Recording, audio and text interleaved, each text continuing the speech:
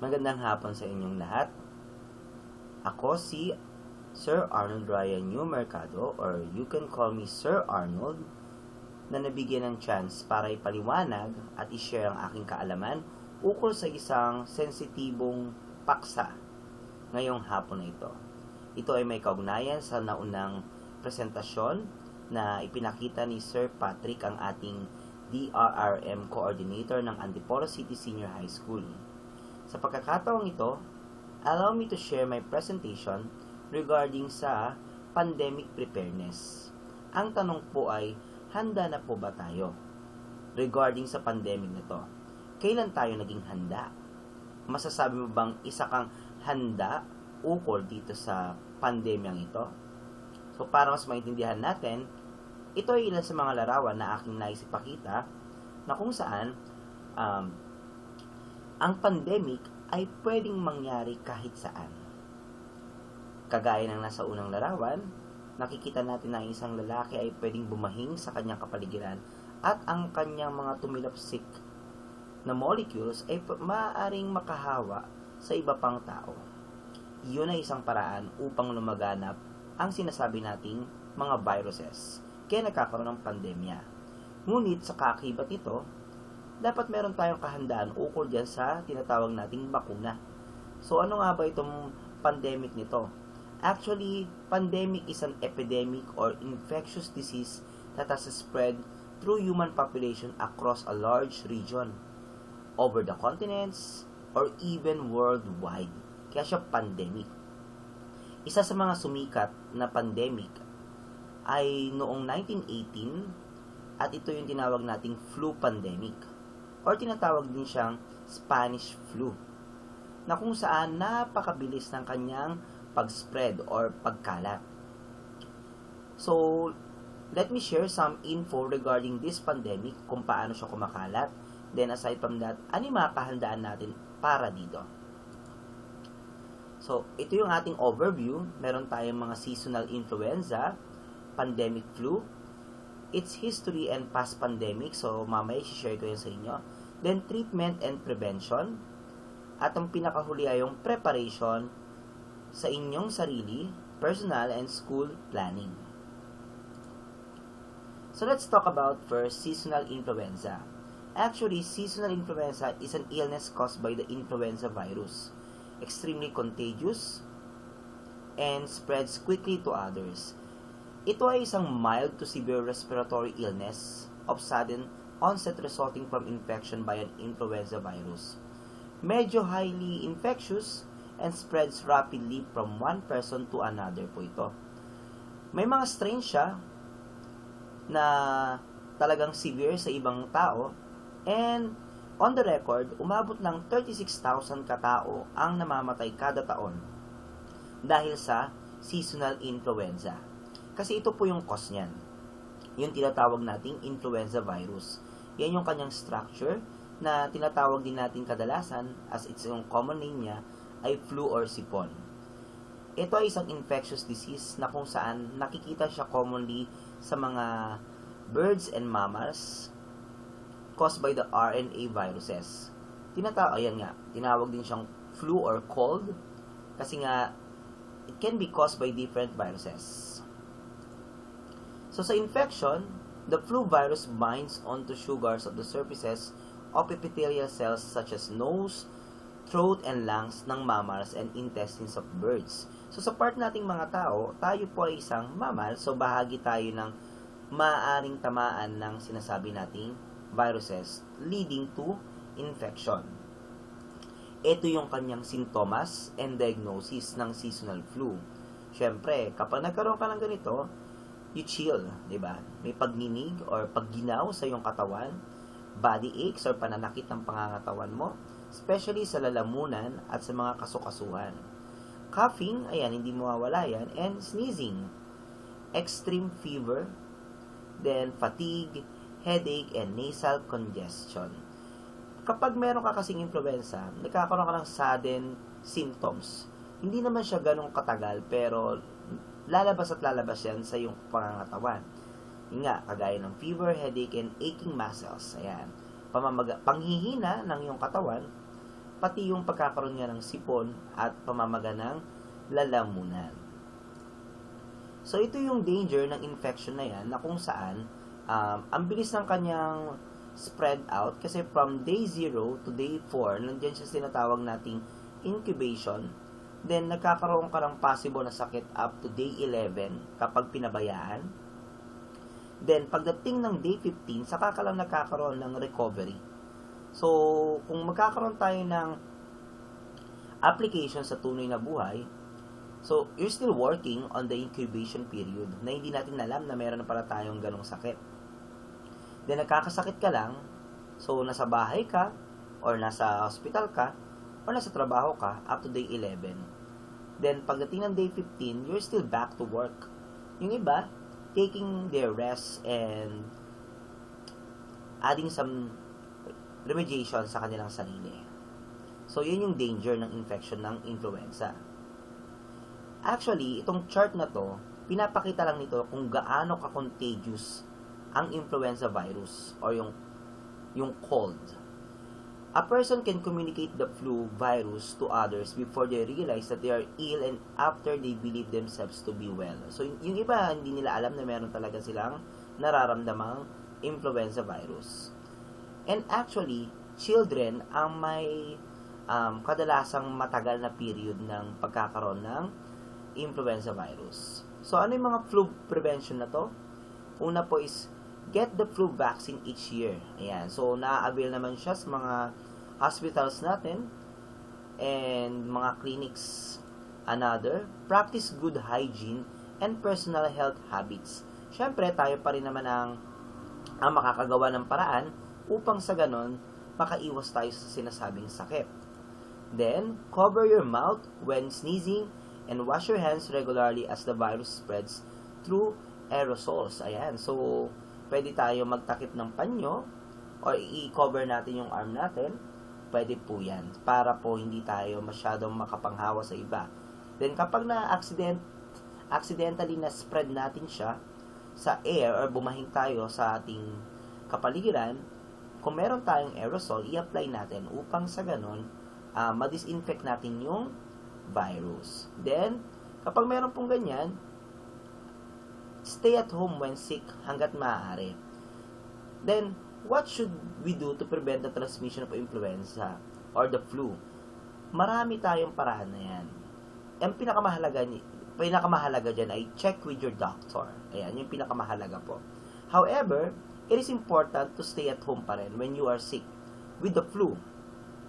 Even though your role at work or your attendance in school may be vital, pero kasi mas mahalaga pa rin na ipahinga natin yung sakit na yan upang sa ganoon hindi na rin siya kumalat. Always remember to cover your cough, wash your hands regularly, o yung pagkanta nga daw ng happy birthday, di ba, ng 2 beses, or twinkle twinkle little star. And avoid touching your eyes, nose, and mouth. Ayan po yung mga sensitive na part ng ating katawan kapag meron tayong sipon or influenza virus. Also, avoid close contact with people. Ayan, avoid muna natin yung pagyakap or pagkiss kasi yun talaga yung mabilis sa transfer ng virus. As you will learn these basic measures may be our most powerful weapons when fighting pandemic flu. Yan yung pinaka magagawa natin para sa ating sarili at para na rin sa iba. So, flu treatment, bed rest pa rin ang pinakamahalaga. Hydration, so uminom tayo ng water with 8 ounces of fluid every hour. Then, mag-take tayo ng medicine, pwede naman. Or pwede tayo maghingi ng consultation sa ating doctors. Like for example, acetaminophen, ibuprofen, then naproxen. Avoid aspirin kasi akala natin lagnat na lang siya, no? Pero hindi po.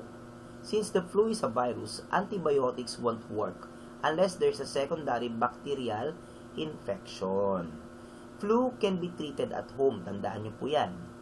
And lahat ng yan ay mga basic measurements para maiwas natin ang ating sarili sa sinasabi nating viruses and even the influenza virus. Kapag talagang lumala na, kagaya na nasa picture, we need to have medical treatment. Persistent fever na yan, talagang walang humpay ang iyong nararamdamang paglagnat. Productive cough, yung ubo mo talagang malakas na, talagang kumakahol ka na sa pag-ubo. So, I think that's reason na para magpa-hospitalize ka na. Increasing difficulty in breath, in your breathing. So, nahihirapan ka na huminga. Then, improvement followed by relapse. So, lahat yan ay sintomas na kailangan mo na magpa-admit sa hospital. Kasi it can lead to complications. Yun yung result niyan. Then, let me discuss what is pandemic flu. Actually, meron tayong epidemic then pandemic. Kasi yung iba nalilito Sir, ano yung epidemic, ano yung pandemic?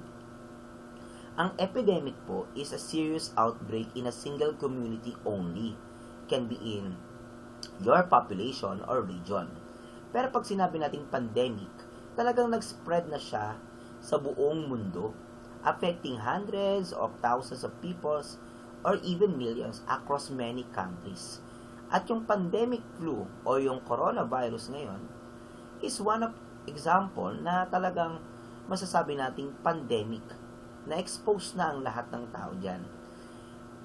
A pandemic is an open worldwide scale and a pandemic flu is an example ng sinasabi nating pandemic. So, yung pandemic influenza, yan po ay tumatagal kadalasan ng 8 to 12 weeks with 1 to 3 week wave cycles. It's a disease outbreak that spreads rapidly and affects many people worldwide. So, ano yung mga characteristics niya? Simple lang. It's a new virus that spreads easily as most people are susceptible. No natural resistance or immunity. Then, effective human-to-human transmission is necessary, measured by how fast the virus spreads and wide geographic spread po ito. At hindi ito predictable, hindi mo malalaman kung kailan ka magkakaroon. At gaya ng pagkakasabi ko nga kanina, tumatagal siya ng 8 to 12 weeks or within 1 to 3 weeks wave cycles. Depende pa rin naman sa katawan ng tao.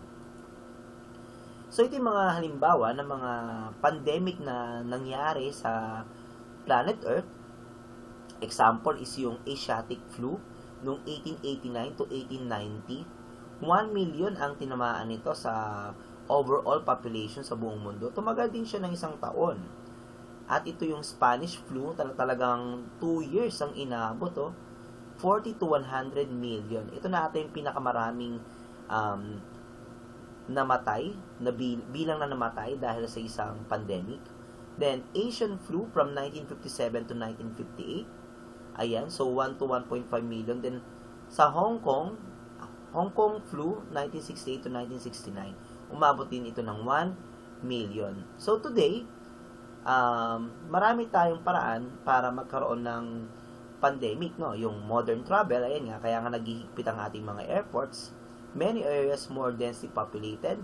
Then, nag-exceed na tayo sa 6 billion. So, possible, malaki talaga ang chance na magkahawaan. Noong 1918, sa World War I, nagkaroon talaga ng mabilis na spread ng virus.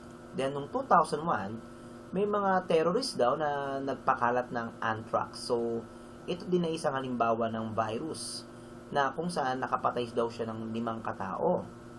Then, noong 2002, nagkaroon din naman ng outbreak sa West Nile virus na pumatay ng 284 people within 6 months. Then, ito na nga yung 2003, yung SARS outbreak na pumatay ng 800 people.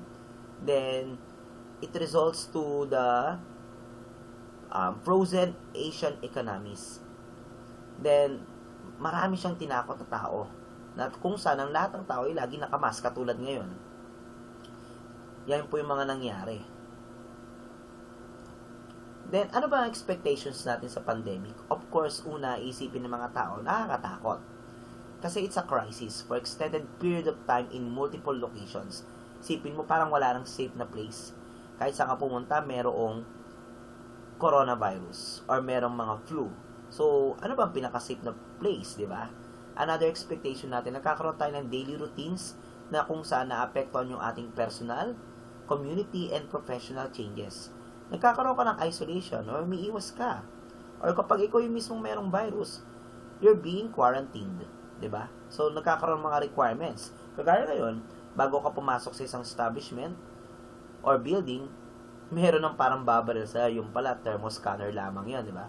Then, kailangan may face mask, merong face shield. So, kapag wala ka ng ganon, hindi ka makakapasok. Diba? Sa isang public place or private place. And another, meron na rin tayong gloves minsan. Then, importante na magkaroon tayo ng alcohol. Yun ang pagbabagong nagawa ng pandemic sa ngayon. Then, another is yung cancellation of public events in schools, diba? So, wala nang gathering, public gathering, then, na-cancel yung schooling. Na pinipilit nating maging new normal today through online classes and modular. Non-essential work activities are limited, di ba? And another, commerce patterns change or the economy na apektuhan talaga ang ating ekonomiya. Another, elements of personal actions will be required, then absenteeism from pandemic flu expected to be 40 to 60%. And last one is loss availability for those who are ill or caring for ill family. Ayan. So, in-expect din natin talaga na karamihan sa mga nasa hospital, medyo ang pinaprioritize ngayon ay mga naapektuhan ng coronavirus, which is napapabayaan na natin yung iba pang sakit na meron din pala, existing pa rin sila. Kaya nga, di ba sa mga balita, as of now, medyo bumabaha, umuulan, nire-remind ng government, ng DOH, na dapat mahalagaan pa rin ang sarili. Huwag lumublob sa baha kasi nga 'di ba sa leptospirosis, sa pagkakaroon ng alipunga, ayan. So 'yun yung mga possible na napapabayaan because of the pandemic. That's why the World Health Organization or WHO assures us that there will be another influenza pandemic. Lagi naman ganyan eh. So kailangan bilang isang tao magkaroon tayo ng kahandaan upang sa ganon alam din natin sa sarili natin kung paano tayo makakasurvive. Then, unknown organism will be existing. Hindi natin masasabi yan, di ba? So, ito yung pinaka-hinihintay natin. Vaccination. It's a big question mark. Meron ba tayong vaccine? Kasi according to the news, magkakaroon ng mga vaccines pero under development pa siya. Then, yung iba ay minamass testing pa. Sa ngayon, nagre-release na ata ang USA ng kanilang vaccine against COVID-19 pero hindi pa siya umaabot sa ating bansa. So, the best thing to do is prevention, face mask, face shield, di ba? Alcohol, or disinfection. A vaccine to protect people from pandemic flu is not available now. Ayan, so hindi pa rin, hindi natin masasabi, di ba po? A vaccine may not be available at the start of a flu pandemic.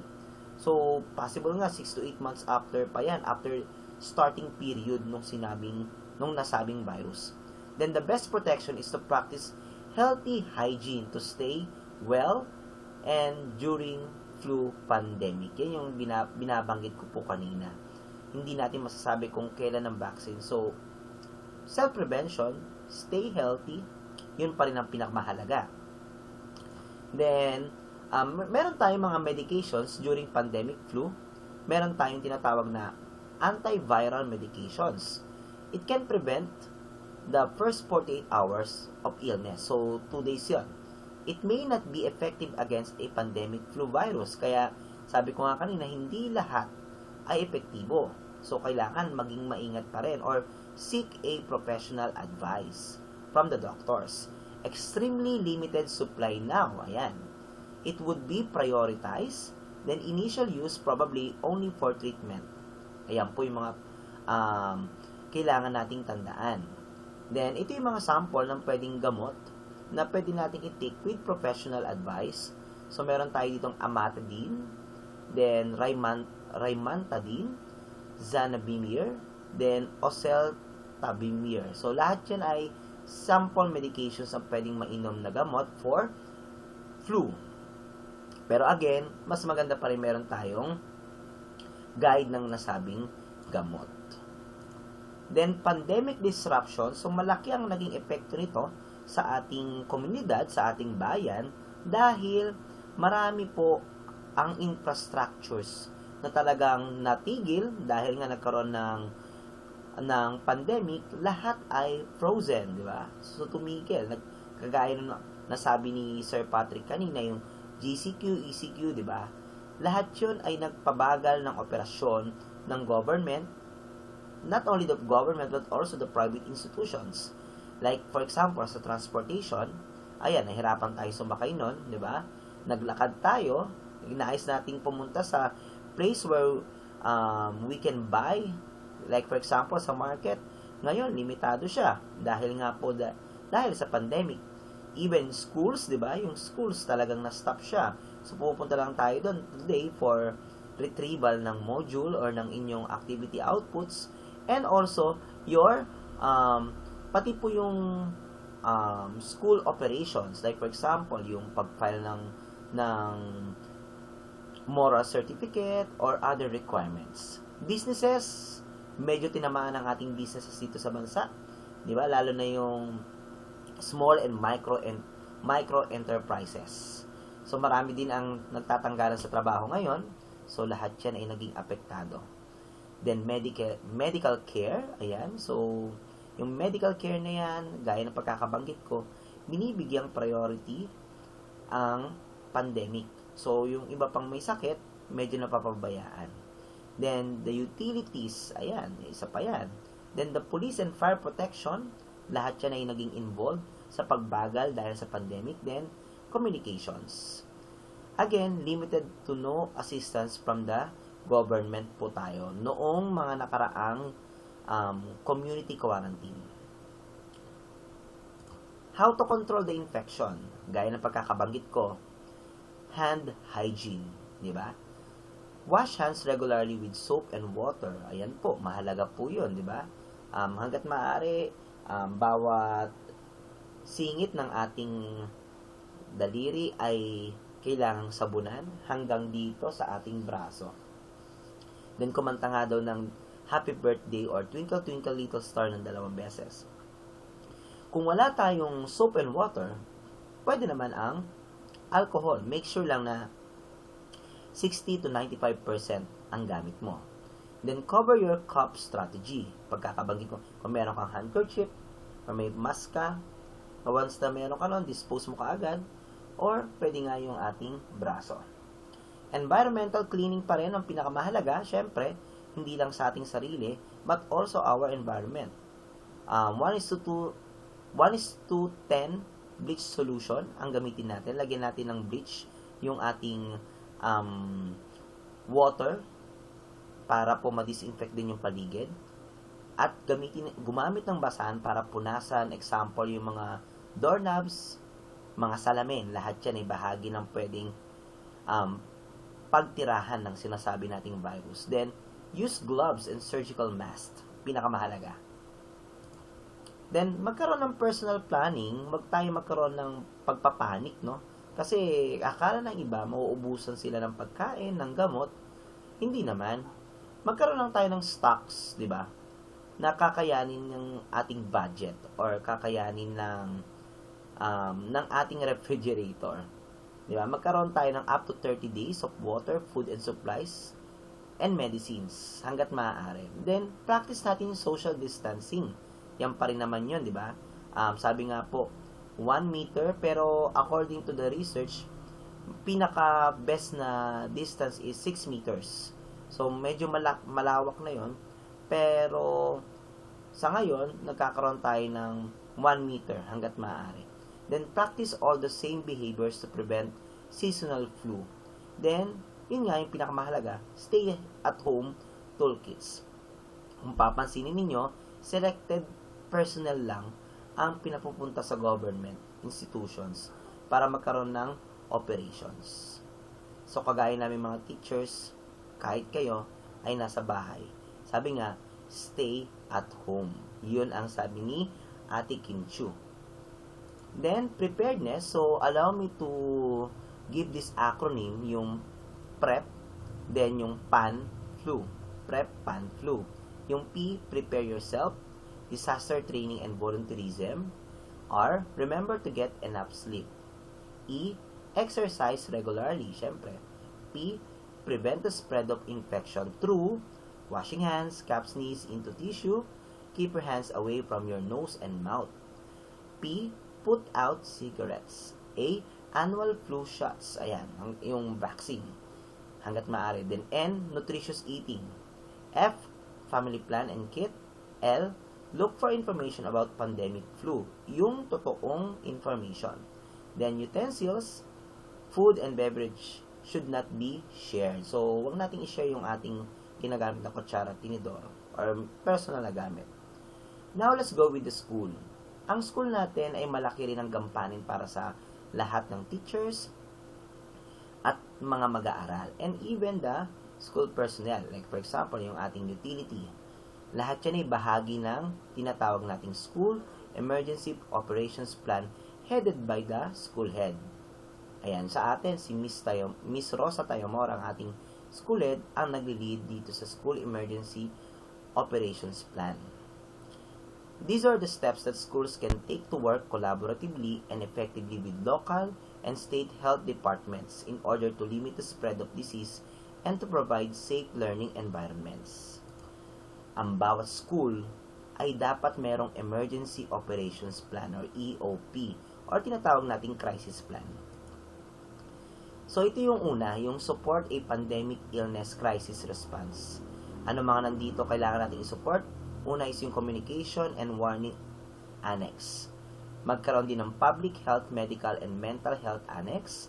Then, magkaroon din po ng Continuity of Operations or Co-op Annex. Then, last one is yung Recovery Annex. Isa-isahin natin yan para mas maintindihan natin. So, pag sinabi natin Communication and Warning Annex, ito yung primary focus of the Communication and Warning Annex. Ito yung pagbibigay ng tamang impormasyon ng paaralan sa kanyang stakeholders. Sino mga stakeholders? Ito yung staffs, personnels, families, students, and the community. Lahat yan ay bahagi ng sinasabi nating stakeholders na dapat bigyan ng tamang impormasyon, reliable information. So, dapat meron tayong protection or mitigation, mahalaga yan. Then, magkaroon tayo ng draft communication messages for families and the community with the local health department to inform them. So, katulong natin ang barangay sa pag-spread ng tamang impormasyon at operasyon ng paaralan. Then, another is yung response, mahalaga yan. Siyempre, kailangan natin mag-respond sa loob ng paaralan. Communication should go out via multiple methods. Pwedeng television, SOCMED or social media, email, letters, and home or voicemail. Ayan, mahalaga po yung mga yan. Then, information should be provided current information. So, dapat latest, updated info. Now, let's go with Public Health, Medical, and Mental Health Annex. Ito namang purpose ito ng Public Health, Medical, and Mental Health Annex is to put in place systems and protocols to prevent or limit physical and mental health harm and to facilitate healthy coping and responsive behaviors among adults and students. Ito yung bahagi na kung saan medyo sensitibo kasi hindi lang kasi naapektuhan ng pandemic yung ating physical na kaanyuhan, physical na buhay, but also our mental health. So, marami na sa atin ang talagang negative thinkers na dahil sa pandemic. So, ano ba itong mga paraan na to? Ito yung una. Promote daily preventive actions for all staffs, students, and families. This includes the following. Helping the staffs and students understand how to protect themselves and that the practice of healthy habits can help to reduce the potential or of traumatic impact on people. So, ito yung bahagi na dapat ipaliwanag na hindi dapat mataranta o magkaroon ng panic sa pagkakaroon ng pandemya. Hindi siya nakakatulong. So, magandang i-introduce yan sa mga students natin, pati sa parents. Encourage students to practice everyday good hygiene. Ayan. So, nasabi ko kanina na wash hands multiple times a day for at least 20 seconds. Twinkle, twinkle, little star or happy birthday. The best daw niyan is 20 seconds to 2 minutes. Covering their mouths with a tissue when they sneeze or cough and throwing out the tissue immediately. And no sharing of food. Ayan. Kasi nakakahawa talaga yan. And you can also bend your elbow, ito nga yung sinabi ko kanina, para hindi po kumalat yung virus. Practice giving fist or elbow bumps na lang instead of handshakes. Ayan, so mga germs kasi naki-carried away dyan. Then, giving students guidance on what they can do to prevent infections gives them a greater sense of control over disease. So, ito naman ay binibigay naman ng impormasyon ng maayos ng ating school nurse. Ayan, thankful kami kay Ma'am Irma. Shout out pala kay Ma'am Irma. Thank you so much for your assistance sa lahat ng estudyante, guro, at sa iba pang staffs. Encourage students to eat a balanced diet. Ayan, so get enough sleep also and exercise regularly. Yan yung ating magiging weapon against the pandemic.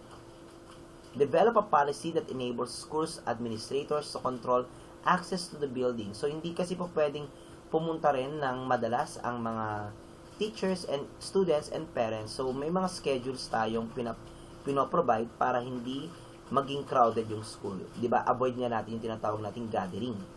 Each school should have a plan to lock down if ever or if necessary. Yan, kapag nagkaroon ng record na nagkaroon tayo ng isang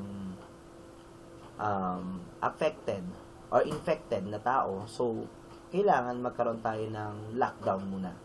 Develop plans for stockpiling and distributing infection control supplies. So dapat meron tayong stocks ng gamot at kung ano-ano pa. Magkaroon din tayo ng routine training para sa mga personnel and also yung pagkakaroon ng basic na prevention. Conduct mock exercises. Ayun na yung sinasabi ko, training nga. Para kahit pa paano, medyo familiar tayo. Or maglagay tayo ng info board. Diba? Mahalaga yun. Educate employees and visitors not to come to the facility if they have flu symptoms. Hanggat maaari, stay muna tayo sa bahay 14 days. Kasi delikado. Then, assess adequacy of infection control supplies and review distribution plan. Then, hanggat maaari, i-filter natin yung air conditioning system natin. Kasi mas mabilis ang pag-spread out dahil po dyan. Then, ito yung pinakamahalaga. Let students know adults are working to ensure there, especially among younger students. Ayan. Kasi natataranta yung mga kabataan ngayon. Tandaan nyo po na ginagawa lahat ng otoridad, ng paaralan, ng barangay, ng magulang, ang pagiging ligtas natin against this pandemic. Hanggat maaari. Identify a main entrance. Yun yung pinakamahalaga. Pati yung exit area. Then, identify administrative measures to accomplish a social distancing. Ayan po. So, may mga distance yan. Or area na tatapakan para malayo sa bawat isa. Then, identify areas within the school facility that can be used for isolation and quarantine. So, if ever meron nga tayong suspect for dyan, or may infected, dapat may area tayo for quarantine hanggat maaari bago natin i-turn over sa hospital or sa clinic. Initiate screening for influenza or coronavirus nga sa front desk pa lang. Ayan, so meron tayong thermoscanner, di ba? Conduct active surveillance to look for these cases. Example nga, yung temperature logs, so contact tracing, mahalaga yan. So fill up lang tayo para lahat tayo ay safe. If ever magkaroon nga ng infected, matatrace natin kung saan nagsimula, sino yung mga nakasalamuhan niya, yun yung purpose nun. So, dapat magkaroon din tayo ng cooperation. Know that the symptoms of pandemic illness, ayan, kailangan talaga alam din natin yan. Hindi yung kung ano-ano mga information ang ginagawa natin or kinukuha natin. Kung ano-anong gamot ang tinitake natin para masabing may gamot na daw.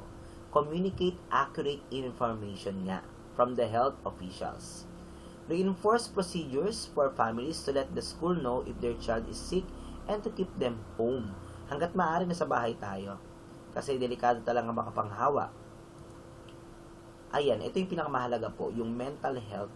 School personnel should communicate to parents who to contact if their child is having difficulties as a result of anxiety or stress related to the illness or the pandemic. So, nandyan yung ating mga school psychologists, school guidance counselor, or school social professionals. Ayan po, pwede natin silang hingyan ng tulong para hindi tayo masyadong stress or bored or ano mga dapat natin gawin para sa ating sarili. Remind school staff of the importance of creating a calm and supportive environment. Ayan. So, isipin lagi na safe tayo. Ginagawa naman lahat. So, wag matataranta. Then, remind them that the adults of their school are there to keep them safe and healthy. Ayan. So, nandun kami para ipakita na safe yung school. Pero, meron tayong limitations and control. Then, let students talk about their feelings and help reframe their concerns into the appropriate perspective. So, hanggat maaari tayong mga guro, school personnel, tulungan natin na maka-adjust ang mga kabataan, ang ating mga mag-aaral sa new normal. Like for example, yung online classes, di ba? And the modular classes. Dapat ang school personnel ay may collaboration din sa local health officials. Yan, yung ating barangay health office. Then, another, the co-op or continuity of operations. Siyempre, hindi ibig sabihin may pandemic titigil ng edukasyon. Kaya nga sinabi ni Secretary Briones na tuloy-tuloy ang edukasyon for the continuity of learning for the students, lalong-lalo na sa pagkakaroon ng sapat na edukasyon sa lahat ng kabataan, especially here in Antipolo. Then, another is yung recovery annex. Dapat po, alam natin na mahalaga ang recovery pace. Ito yung nagpa-facilitate a return to normal functioning. Kahit ng new normal, pilitin natin na kahit may crisis, isipin natin na matatapos din ito at wag mawawala ng pag-asa kasi mahalaga talagang ma-input yan or mailagay yan sa kaalaman ng mga mag-aaral upang sa ganun maiwasan natin yung mental stress, di ba? Then, ito yung mga paraan, maintain surveillance for influenza, detect subsequent waves of pandemic influenza nga. Maintain communication with local public health officials, pinakamahalaga yan. Then, evaluate the effectiveness of surveillance and infection control measures during the pandemic flu, and summarize observation. Hanggat maaari, everyday reporting ng school nurse para malaman din, then record din nung guidance counselor para maitaya, magkaroon ng observation, malaman kung ano ba talaga yung nangyayari, especially sa magulang, sa mag-aaral, pati sa mga teachers. Stakeholders view. Evaluate the adequacy of infection control supplies and restock as needed, hanggat maaari. Then, a mental health status report based on guidelines provided by the counselor should be provided to the command center each day. Yan yung sinasabi ko kanina. Para may report every day, malaman din ng school head kung ano nangyayari sa students, the parents, and personnel who are reporting sa loob ng paaralan. This report should include the mental status of students and staff. Ayun nga. Then, dapat hindi mawawala yung plan for academic recovery. Yun yung pinakamahalaga. After ng pandemic, what's next? We are in the new normal. So, masasabi talaga natin na nandito tayo sa malaking pagbabago. Ano yung mga magagandang plano para magkaroon ng academic recovery and learning continuity? Magkaroon din tayo ng alternative educational programming hanggat maaari. Then, integrate natin si mental health sa lahat. Ayan po. So, thank you so much for listening. Sana nakatulong po tayo. And shout out sa lahat ng mga teachers ng Antipolo City Senior High School and especially to all students of Antipolo City Senior High School. Keep safe actions. Goodbye everyone.